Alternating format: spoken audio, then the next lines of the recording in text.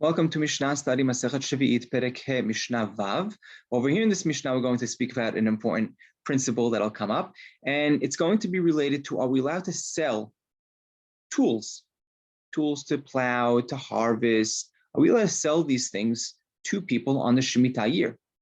Now, what could be the issue? So Rambam opens up and he says, the pasuk in Vayikra says, "V'difnei iver lo titen michshol." In front of a blind person, you cannot put a stumbling block. Right now, pshat to the pasuk is you literally can't put something physical object in front of a blind person who's walking. But what do we learn from here? That in front of if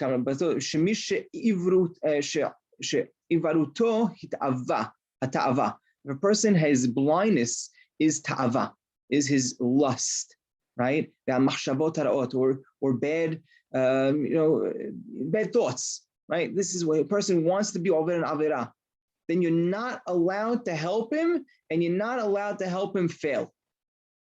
That's what lifnei iver lo titen michshol is. That's how Achamim understand this, and therefore you're not allowed to help someone who wants to even transgress. You're not allowed to help him sin. You're not allowed to help him, even give him reason to do so, or lead him up to it. Rather, you need to do the opposite, right? You're supposed to prevent him from sinning. So some of these kelim, as we'll see, are going to be problems to use on the Sheviit. And if a person, we'll discuss if you're allowed to sell this to someone who walks into your store. So these are the utensils, right? These field tools that a person is not allowed to sell on the Sheviit, on the Shemitah year. You're not allowed to sell a plow and all its parts. Ha'ol, right? The ol is the yoke. Mizre, dekar, right? Mizre is a winnowing fork. Dekar is an axe, or like a shovel, right? That you use, a pickaxe, right? Those you're not allowed to sell to someone. You're not allowed to sell these. The uman, the craftsman, is not allowed to sell these on the Sheviit. Aval mocheru magal yad umagal katsir agala v'chol kelea. Right? But you are allowed to sell. Right before we even go there, I did pull pictures of each one. So you see the first, the plow and all its tools, right? All its parts. That's right. The plow is top left.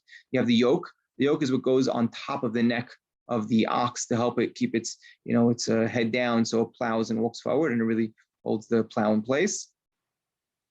Actually, it's not really a picture of a yoke, right? That's actually the plow that's on top of the neck. But the yoke is something that actually goes over. Sometimes it's metal, sometimes it's wood. It goes over the neck and it keeps the head of the ox down. The mizre, right? That's the shovel that we use to winnow, not the winnowing fork, right? The winnowing winnowing fork that we use to winnow out with the wheat, the grain, and the pickaxe is on the bottom. That's the right. That was the dekar.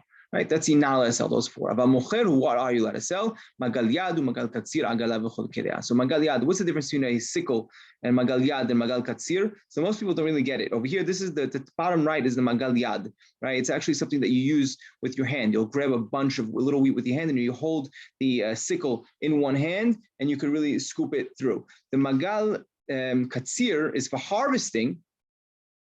It's actually more like a scythe, but the scythe has these teeth on top. If you look at the picture I took, it's a massive sickle that you hold with two hands.